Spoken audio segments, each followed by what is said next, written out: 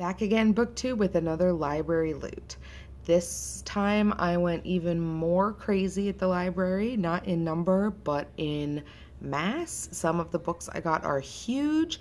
I have a very good feeling I will not be getting through all of these before they are due back. We will see how many renewals my library gives me, fingers crossed. As always, this time I will go nonfiction, graphic novels, fiction. This time I have 4 fiction, 1 graphic novel, and 1 nonfiction. So let's get started. This first book I just found because I was actually looking for something else on the library catalog, and this one was like 2 below it on the list of things that came up with my search terms, and I just thought it sounded really fascinating. It's called On the Map, a mind-expanding exploration of the way the world looks. And basically this is all about the way maps have evolved. It's about the history of cartography. Never something I thought that I would pick up a book on, but the description sounded really good, and other readers at my library gave it quite a few good reviews on our kind of in-house library rating system. No idea. Fingers crossed. We'll see. Wish me luck. This next one I heard about from Elizabeth over at Books and Pieces, who you heard me talk about in my last library loot and who I absolutely adore. It's called The Wicked and the Divine. The first volume is called The Faust Act, and it is a graphic novel series. Every 90 years, 12 eternal gods return as like teenagers, and this is basically just about what happens when they happen. It's supposed to be the whole thing of it is that they come back to life, but they only have 2 years. And then after 2 years, they're gone. They're dead again, or they're gods again. They're not on the planet anymore. They're not in corporeal states. And so Elizabeth said it kind of had this live fast, die young, rock and roll, hard kind of tone that she didn't necessarily agree with or enjoy all that much. So I'm going to keep an eye out for that, and we'll see kind of how that goes. I was just excited by the premise of that whole like gods come to earth thing. That's always something that's really appealed to me. So I hope it works out. The artwork looks really pretty. It looks like it's in the style that I generally like, which is more, you know, solid lines and solid color fills as opposed to being like super sketch-like. That's not really something I like in graphic novels usually. So I'm really, really excited to get into this one. I think it's going to be really, really good. Now onto the fiction. I am going to start with the biggest one and get progressively smaller. This book, you guys, is one that I think you'll be hearing me talk about for quite a while. If I decide to take on this tome, it will be a very long time before I finish. It is The Count of Monte Cristo by Alexander Dumas. It is huge. It's 1,000 pages plus. Like, look, it's probably at least at like half the size of my face, if not a little more than that. But it's classic revenge tale, love, murder, jealousy, revenge, pirates, prisons, escapes, everything. It's ringing all the bells. Plus, I don't know. I just really like that picture of Alexander Dumas on the cover. He looks like such a gentle, like cuddly old man. But yeah, we will see. Fingers crossed. That's all I have to say. Fingers crossed. This next one is the 3rd book in the Mistborn series by Brandon Sanderson, The Hero of the Ages.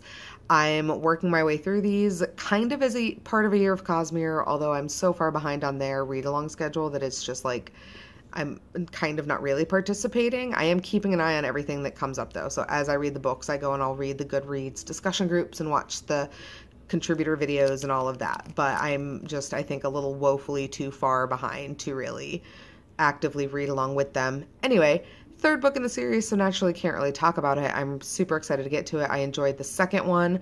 I loved the first one, so I am just really, really excited to hop into this one and to get back to our adventures with Vin. So there you go. As you can see, it's also pretty sizable book. I read the first 2 in ebook form, so I didn't really know how big they were. Turns out fairly large. This next one had like over 100 people on the wait list at my library, so I'm just now getting to it, even though it's like super, you know, old in terms of the literary, like what's new and what's hot. But it is The Book of Strange New Things by Michelle Faber. I read The Crimson Petal and the White last December into the very, very beginning of this January. And I loved it right up until the end. And then I felt like I'd wasted my entire life reading that book because of the way it ended. I'm really, really, really hoping that that doesn't happen with this one. Some of my favorite book people absolutely loved this book. Rebecca Shinsky, Susie from Read Susie Reads, the people at Book Riot. I'm looking forward to it. It's also pretty. Ooh, I did not realize until this exact moment that those pages are gilded. How pretty. That's wonderful.